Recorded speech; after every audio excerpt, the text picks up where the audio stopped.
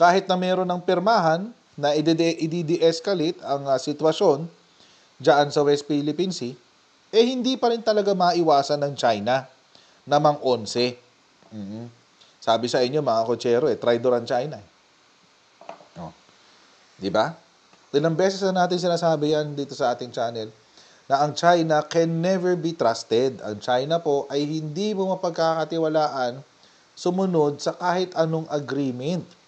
Dahil ang China po, mga kotsero, ay traidor. Sila po ay isang glorified syndicate. Oo, glorified sindikato po yan ang China. Parang ano yan parang yung kay Kibuloy. Oo. Isang sindikato na nagpapanggap na isang relihiyon. Oo, ganun po siya. Ang Chinese Communist Party po, ganun din. Sindikato po yan na nagpapanggap na gobyerno. Hindi ko gobyerno yan. Kung kayo po ay nasa US, UK, Canada, Italy, France, Spain, Ireland, and Belgium, may pwede na kayo magpadala na yung remittance sa Pilipinas. Gamit po ang Sendwave.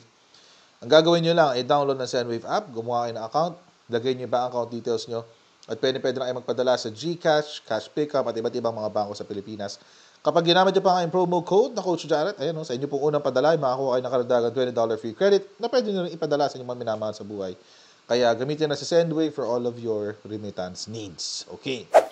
So ano hubang, I'm sure nabalitaan nyo na itong ganap sa nangyari kanina. Ayan, Philippines-China trade blame over vessels colliding in South China Sea. After vessels collide pala in South China Sea. Actually nga, dapat nga, ayoko na yung content to kasi what's new? What's new? Wala namang bago. Actually, sa totoo lang, nakakapagod na nga gano'n tayo kabait Real talk lang nakakapagod na gano'n tayo kabait. Seryoso. But anyway, Reuters, the Philippines and China accused each other on Monday of ramming vessels and performing dangerous maneuvers in the South China Sea. The latest flare-up after the two nations agreed last month to try to manage disagreements. Ang pinagkaiba ngayon, mga kotsero, hindi na ito sa ayungin. Ito ay sa Escoda na.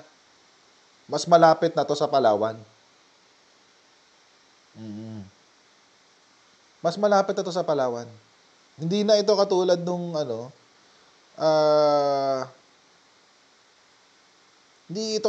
so this is a completely different location altogether. Escoda Shoal na to. Actually, kung tutuusin, pwedeng mali ako pero if I'm not mistaken, itong Escoda Shoal mas malapit sa Recto Bank. Yung yung ating tawag doon?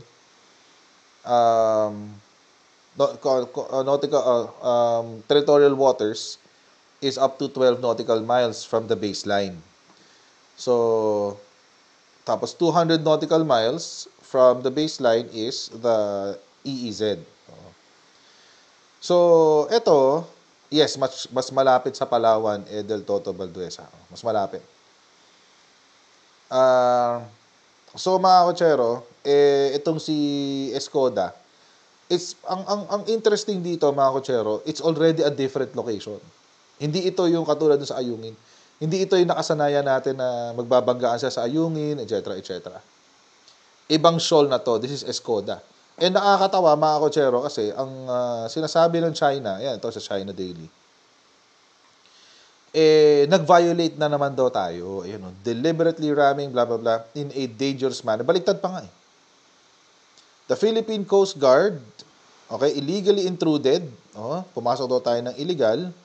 Tapos, yung isang vessel daw, binangga natin yung barko nila. Paano ka magbabangga ng patagilid? Paano ba umaandar ang mga barko?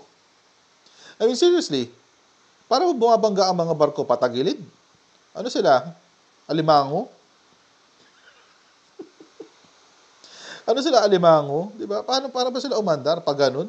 Pagilid na ganun? Siyempre. Diyos ko.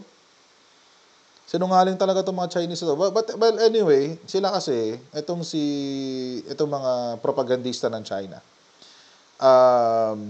kaya sila sumusulat ng ganyan, it's not really for the international audience. It's really for their own local audience. So gusto nilang palabasin na they took control, etc., etc. Okay. Tapos violate daw natin yung temporary agreement on the supply of living materials to the Philippine warship, blah blah blah. Wala naman sa ito yung sa Ayungin yung BRP Sierra Madre.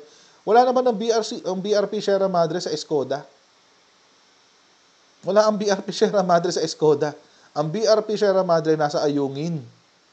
Ayan At around 3:24 a.m., one of the Philippine vessels ignored multiple stern warnings from the Chinese side and deliberately rammed a Chinese law enforcement vessel. Tayo daw yung bumangga. So, ibig sabihin, umaandar tayo ng patabingi. Pag ganun. Ito yung harap niya, tayo pa ganun. Saan nakakita? Saan nakakita ng barkong lumalayag ng patabingi? Parang takbong alimango ang peg. Diyos ko naman. Ano namang BS to? Oo. Tapos, we sternly warn the Philippine side to immediately cease its infringing provocations, otherwise it will bear all the consequences arising from such actions. Wala, drama-drama na lang yan. Drama-drama na lang nila yan. That's kasama na sa mga drama ng Chinese Communist Party yan. Kalokohan na nila yan. At anyway, ito yung statement naman. Ito naman yung sagot ng ating National Security Council. We again condemn this deliberate attempt by the People's Republic of China to change the narrative and create their own scenarios on the reality of what happened this morning. Pinasinungalingan ng National Task Force for the West Philippine Sea ang paratang ng China na sinadyang banggain ng mga barko ng Pilipinas ang mas malalaking Chinese vessels. Ayon sa NTFWPS spokesperson na si National Security Council Assistant Director General Jonathan Malaya, misleading at splice o edited ang video na ipinakita ng China para palabasin na Pilipinas ang sumalpok sa kanilang puwersa. Katunayan, ang mga barko ng Philippine Coast Guard ang nagtamo ng pinsala matapos na ilang beses banggain ng Chinese vessel sa bahagi ng Escoda o Sabina Shoal, pasado 3:00 ng madaling araw ng August 19. That short video does not tell the entire story, no? It's a spliced video, it's a misleading video. It again shows China as the benevolent actor here, no? Allegedly they were conducting a law enforcement operation controlling the movement of the two ships, when in fact it was not 4410 or BRP Bagakay who ramped 21551. It was the other way around. 21551 in truth rammed our vessel BRP Pagagay 2 times, and the physical evidence proves this. Base sa mga larawan mula sa NDFWPS, nagkaroon ng malaking butas ang starboard beam ng BRP Cape Enganyo habang nagtamo naman ng structural damage ang BRP Bagakay. Ito na umano ang pinakamalaking damage na natamo ng mga barko ng Pilipinas sa mga ginagawang harassment at agresibong aksyon ng China sa West Philippine Sea. For 4410, the whole size is 2.5 feet in length and 3 feet wide. It is a direct hit on the port side of BRP Bagakay or 4410. For the 4411 or Cape Enganyo, it incurred a damage of 1.1 meters on its starboard quarter. So it's more than just the 6 inches size. Wala namang ulat na may nasaktan sa mga tauhan ng PCG sa insidente. Ito ang unang pagkakataon na gumawa ng agresibong maniobra ang mga barko ng China laban sa Pilipinas sa bahagi ng Escoda Shoal. Ayon sa NTFWPS, posibleng inakala ng China na maghahatid ng supply sa BRP Teresa Magbanwa na nasa Escoda Shoal ang dalawang barko, kaya nila ito hinarang. In truth, the incident happened many nautical miles away, 20. Tama ba, Como J. Tariela? 20 nautical miles away from Sabina Shoal or Escoda Shoal. And the purpose of the PCG vessels were to resupply our troops in Lawak Island. No? So there is no connection whatsoever to the Escoda Shoal incident. Right. Sorry, to the BRP Teresa Magbanwa. Siguro, iniisip nila na itong mga 44-meter vessels na to will be reinforcing the presence of Teresa Magbanwa, which is their paranoia, no? Thinking na ito nga ay talagang it serves their own lies and belief, no? Na we're just there to reinforce 9701. Tumigil naman umano ang China sa paghabol So what? ng makitang patungo sa lawak. I mean, mga Ochero, no? So what if we are reinforcing BRP Teresa Magbanwa sa Escoda Shoal? So what? Di ba? Ano ngayon? Parang parang sana hindi na lang sana hindi na lang magpaliwanag para sa China etong mga natin. Etong mga officials natin like si Jonathan Malaya tsaka with all due respect kay Jonathan Malaya tsaka kay Commodore Tariela. Wala namang problema sa kanila. I have no problems with them. Pero yun lang, yung part lang na yun na parang nagpapaliwanag pa sila for China. I mean, but regardless, di ba? Regardless naman of our motive. Regardless of our motive, whether it is we're delivering supplies or we're reinforcing si Teresa Magbanwa sa Escoda Shoal, it's legal. Di ba? Parang legal eh. Legal naman yun eh. So kasi parang kapag nagpaliwanag ka ba, parang nagpapaliwanag ka ng api sa'yo. Ba't ka magpapaliwanag? Ba't ka magpapaliwanag para sa ng api sa'yo? Sana hindi na lang sila nag-comment doon.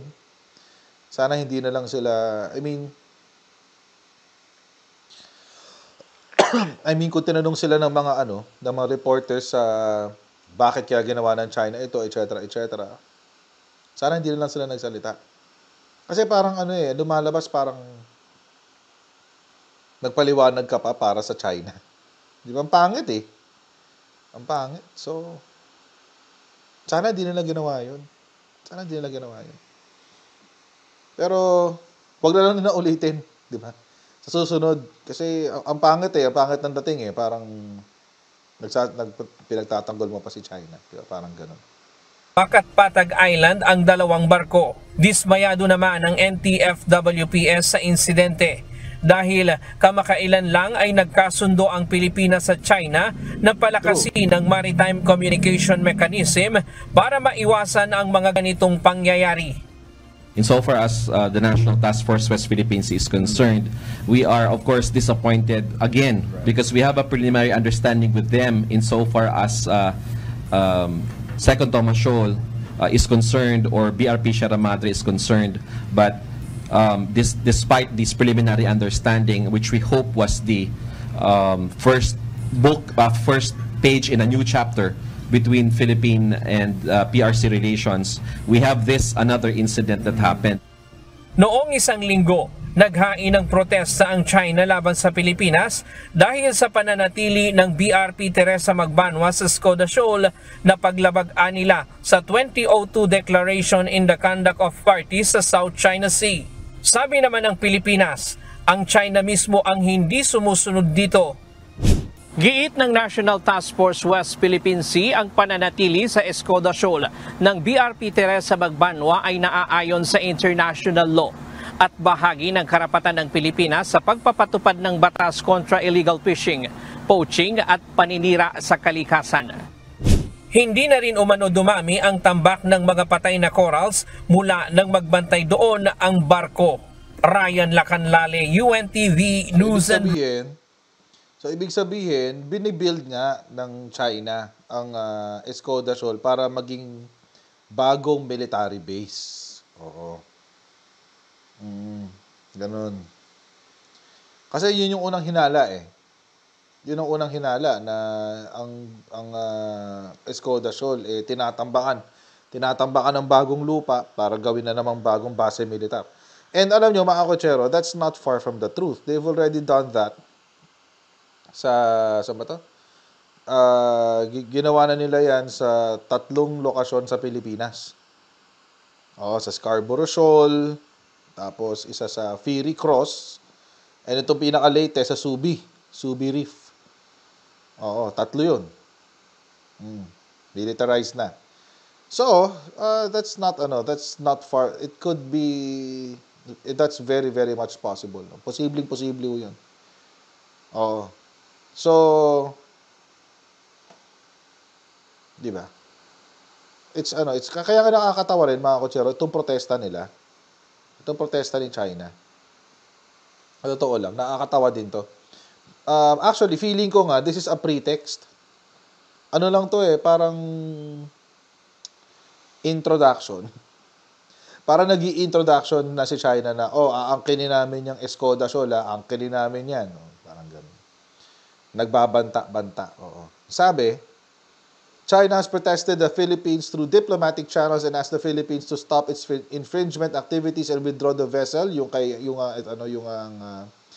BRP Teresa Magbanwa. The PCG ship entered the lagoon of Shanbin Jiao or Escoda Shoal without permission and has been there for a very long time, which seriously infringes on China's sovereignty. So, by this statement, mga kutsero, obviously, inaangkinan naman nila yung Escoda Shoal. Inaangkinan nila yung Escoda Shoal. Huwag na tayo magpanggap. It is what it is. Tapos, ito yung nakakatawa. Ang ginamit nila excuse, it threatens the peace and stability in the South China Sea and was a violation of the Declaration on the Conduct of Parties in the South China Sea. Ito yung palagi kong binabanggit, mga kutsero. Na vina-violate, ang lagi kong excuse ni China ay yung Declaration on the Code of Conduct of the Declaration on the Conduct of Parties in the South China Sea o yung DOC 2002. Yung DOC 2002 yan. Ngayon, mga kutsero, number 1, ito pong DOC 2002 is not legally binding. Declaration lang naman yan Kumbaga, para lang siyang Senate resolution. It's the sentiment of those who signed. Sentimiento lang yan. That's not legally binding. Kaya nga pumirma ang China dyan Walang penalties yan Pakita ko sa inyo Declaration on the Conduct of Parties in the South China Sea. Reaffirming their determination to consolidate and develop friendship. Promote cognizant of the need to promote a peaceful, friendly, and harmonious environment, etc., etc. Enhancing the principles and objectives of the 1997 joint statement sa blah blah blah. Enhance favorable conditions. Hanap kayo dyan. Hanap kayo ng penalties pag hindi sumunod. Walang penalties dyan. 2002. Walang penalties dyan. It's just an agreement that it's an agreement that we agreed. Ganun siya. Nag-agree tayo na umagree tayong lahat. Ganun lang siya. Walang walang penalties yan. So this is, for all intents and purposes, this is BS. Hindi ito katulad ng tawag dito, ng UNCLOS na kapag ang karapatan mo ay na-infringe o hindi mo na-exercise yung karapatan o na-abuso yung karapatan, may penalty at may remedy. Pwede kang pumunta sa international court. Ito wala. Wala to. This is BS for all intents and purposes. Tingnan nyo nakakatawa dito. For example, ito sa number 5. The parties undertake to exercise self-restraint in the conduct of activities which would complicate or escalate disputes and affect peace and stability. Okay.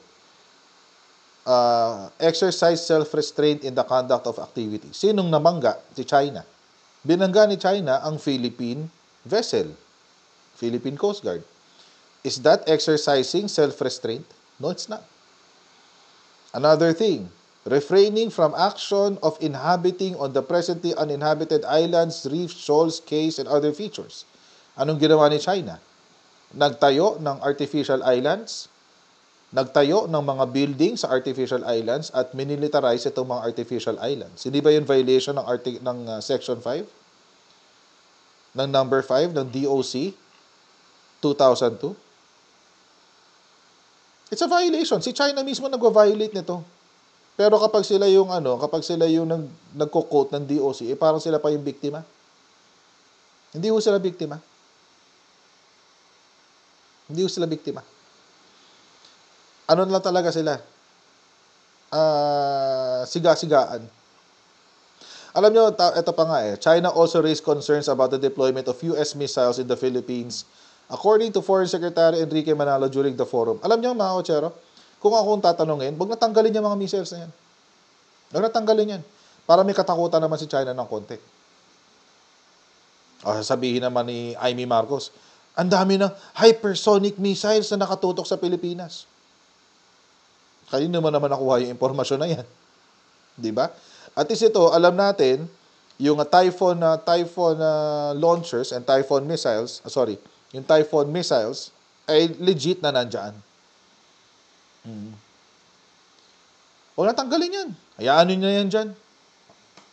Diba? Kasi kapag tinanggal yan sa Pilipinas, para sumunod lang kayo sa gusto ni China kapag tinanggal nyo yan sa Pilipinas. Sino sila para diktahan ng Pilipinas? We are our own country. Oo. We are a sovereign country. So, ba't tayo maikinig sa kanila? Huwag na kayo magpaliwanag. Kapag nagalit sila, may missile sa Pilipinas, tanggalin nyo yan dyan. Ang sagot nyo, bakit? Sino kayo para diktahan ng Pilipinas? Ngayon, mga kotsero, ito example, sa Subi Reef. Nagmi-militarize na ng Subi Reef itong ang China. Ayan. Ayan, andyan na sila lahat, Nakapwesto na. China has intensified its militarization of Subi or Zamora Reef, which is part of the territorial sea of Tito Island, also known as Pag-asa Island. So, sa paligid na to ng Pag-asa. Nagagawin ng Pilipinas dyan. We don't know. Kaya nga mga kotsero, at this point, panoorin natin ito. Mariing kinundena ng Estados Unidos ang pinakabagong aksyon ng barko ng China sa Sabina o Escoda Shoal. Sa ex-post ni U.S. Ambassador to the Philippines, Mary Kay Carlson, tiniligsan ito ang dangerous maneuver ng barko ng Chinese Coast Guard sa may Sabina Shoal na siyang naging dahilan ng pagkasira ng dalawang barko ng Philippine Coast Guard. Hiit ng U.S. official, lubhang mapanganib ang ginawang aksyon ng China. Muli naman itong tiniyak ang suporta sa mga kaalyadong bansa ng U.S. sa pagtataguyod ng ating karapatan na nakabatay sa international law. Ayun. Naglabas na naman ang statement ng Amerika. Okay? So what? I have nothing against the U.S. In fact, I think we should welcome yung suporta na ginagawa ng US sa Pilipinas. But, alam nyo mga kotsero, hanggang kailan ang statement lang? Diba? Hanggang kailan? Hanggang kailan? Puro statements lang ang gagawin ng Amerika, puro statements lang din ang gagawin ng Pilipinas, etc. etc. Anong gagawin? So, kailan nyo mga kotsero, ito yung ito yung perspective ko dyan China, if China is a bully, then you have to treat a bully as it is. Oo, tratuhin mo silang siga. At anong ginagawa sa mga siga? Nilalabanan. Nugulpe. Sinasabayan at the very least. Di ba? Kasi, kapag papaano ka lang, ganyan-ganyan ka lang, sigaw-sigaw, iyak-iyak, wala. Wala. Tatawanan ka lang yan. Okay. O, binangga na kita 2 beses, binutas ko na yung barko mo, anong gagawin mo? Wala ang gagawin yan, iyak-iyak yan, di ba? Ganun lang yan Kapag hindi mo pinapalagan, ganyan ang ganyan yan, uulit at uulit lang yan. Pero kapag sinampolan mo kahit isang beses, tignan nyo, Try nyo, pag winoter cannon yung barka, yung barko ng Pilipinas, water cannon din natin. Kaya nga itong itong sinabi ni General Browner, feeling ko nakaapekto yun sa sa diskarte ng China sa Ayungin eh. Tingnan nyo, after magsalita ni Browner, di ba Ma'am Jesusa Alvano, nung nagsalita si General Browner na, kapag ang China, inulit nyo yung ginagawa nyo sa amin, sa Ayungin, tatapatan namin yung ginagawa nyo sa amin. Nagsalita ng gano'n si General Browner. Nagsalita siyang gano'n. Ano nangyari pagkatapos? Dumapit ang China sa Pilipinas. Usap tayo, wag ganyan. Usap tayo. Pag-usapan natin yung Ayungin. Di ba? Salita pa lang yun. Wala pang act yun. Imagine mga kotsero kung nagmatigas si China. At nagpadala na naman sila ng rubber boats. At ang ating Marines nakahanda na rin ng kanilang sariling mga itak. Mga gulok, kanilang sariling sibat. Tingin nyo, magbubuli-bulihan pa yung mga yon? Hindi na.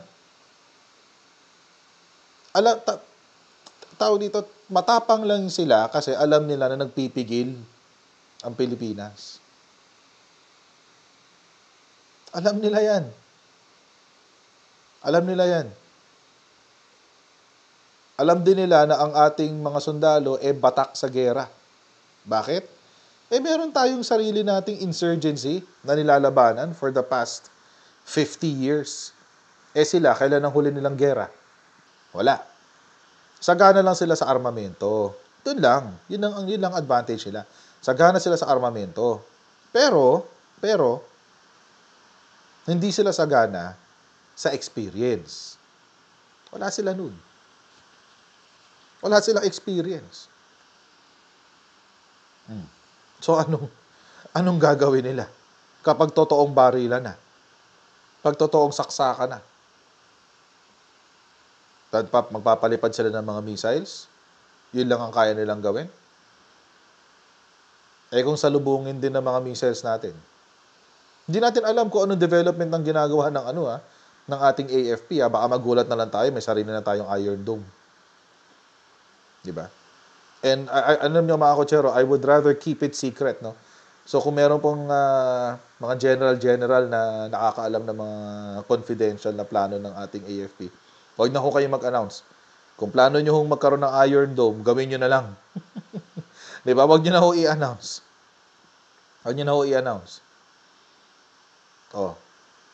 Missile sila nagbabagsakan. Di ba napalitaan niyo? Nagpa-testing ng missile itong China. Bumagsak sa sarili nilang bansa. As in, palipad na ganun, biglang tumigil, bumagsak pa ba ganun. Diyos ko. My goodness. Grabe yun. Tapos, ang ginawa ng mga villagers doon sa lugar kung saan bumagsak yung missile. Kinatay na yung missile. Kinuha-kuha na yung mga bakal-bakal. Mga walang hiya talaga. Supot. Ganon. Ganon, guys. Ayan, sinabi rin ni Tony Gandang Hari, yung mga missiles na ang laman ay tubig. Wala nang gasolina, puro tubig na lang. Diba? So, mga kotsero, may ganon. Alam nyo mga kotsero, totoong threat ang Pilipinas sa China. Kaya nga nagkakaganyan sila eh. Totoong threat ang Pilipinas sa China. Kaya galit sila nakipag-alyansa tayo sa Japan. Galit sila nakipag-alyansa tayo sa Amerika. Kasi totoong threat sa China ang Pilipinas. Lalo na sa mga plano nila sa Asia Pacific. So, mga kotsero, I think itong mga stunts ni China should be met with the same force, kumbaga. Kung binabangga nila tayo, why not? Try nyo, banggain na rin sila.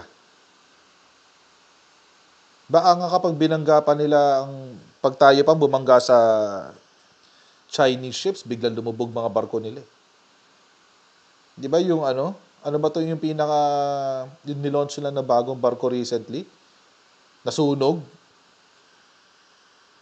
Kaagawa lang. Ano ba pangalan nun? Liaoning ba yun? O, basta yun. Yung isang bagong barko nila na laging may kasamang tugboat kasi lagi nauubusan ng gasolina. Nasunog. Grabe.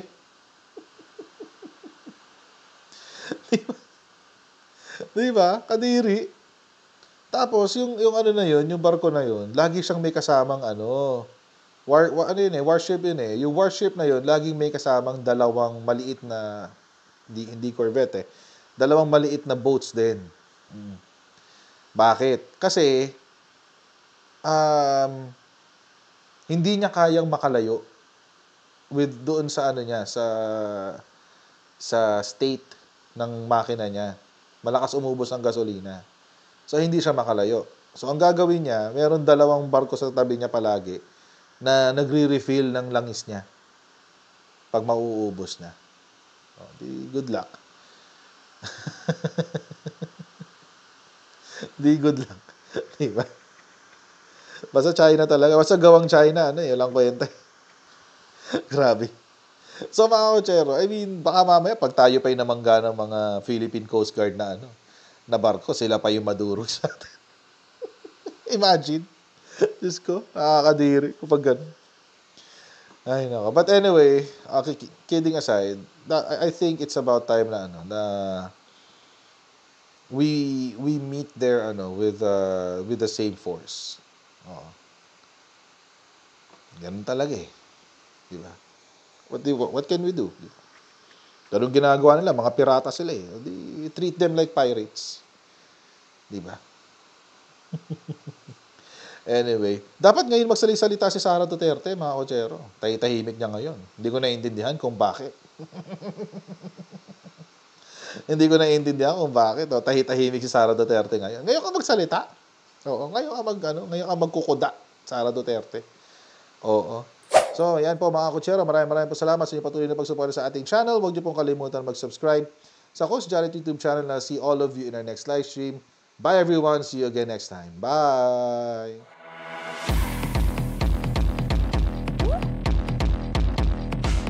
Pag ganun, huwag natin gawing tanga mga Pilipino. Mas maganda kasi nasa lugar ka ng tama kaysa yung pinipilit mo yung pagkakamali.